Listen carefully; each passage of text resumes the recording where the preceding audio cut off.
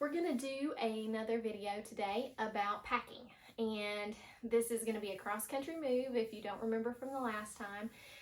A cross-country move from the Midwest to the South. So moving back home, I'm a Tennessean, as you can tell probably from my accent, and we're moving back. So I'm gonna talk about packing large items. So die cutting machines, cutting boards, scoreboards, things like that that are big and heavy. So make sure if you haven't had time to hit the subscribe button because there will be several other videos to come. And thanks so much for joining me so far. Let's get right into it. I knew going into this move across the country that I might be moving back pretty soon. So I made sure to keep boxes of everything that I could, just because I feel like that keeps the parts together. So if you keep boxes to your items, it might be a good idea. I don't know with this next move because I feel like, I hope we will be there a long time. I may end up getting rid of some of these, but a lot of them have handles in them, things like that, that it's kind of nice if you're just going to take that machine with you. You could easily just carry this. So I will probably look at some options for, do I store these boxes? Do I get rid of them now that we think we're moving finally? But I want to show you the things that I did. Now, do I have a box for every single device? No.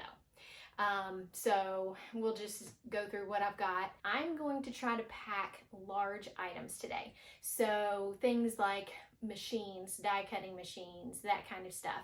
And I'm going to show you how to do that with recycled material, hopefully. As many packaging things as I can find that are going to hit the trash, I'm going to try to use to wrap these and fill in spaces in the boxes.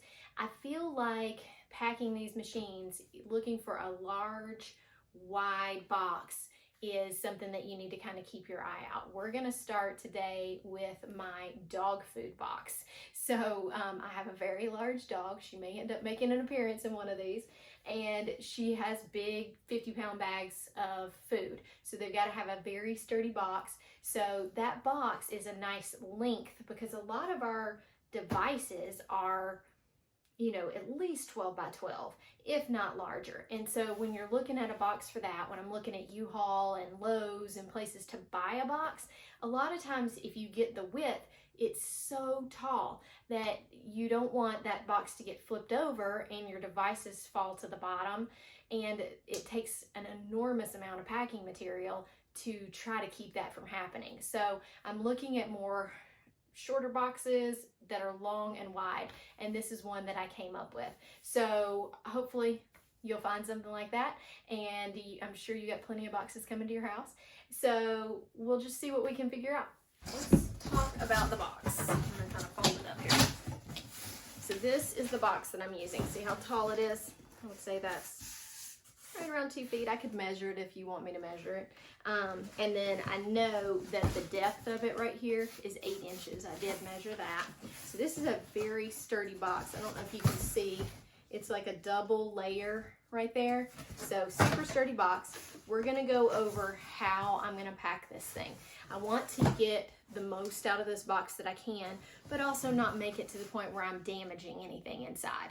So we're gonna try to fill it up. We're doing almost like a little game of Tetris here. So I was laughing about Tetris last night because my child said, "What in the world is Tetris?" So I had to show him the game. And if you're a big fan of that, then you know what I mean. Tetris really does teach you how to pack. So let's start with the box that I'm using. Now it's a little hard to get the size, but you saw it in the last thing. This is just some recycled packaging material from Amazon. It has a little bit of cushion to it. Then I put in the Heidi Swapp MINC machine, which fits almost perfectly in this box, maybe just a teeny little bit on that edge, but I'm not really worried about that because it's already protected in a box.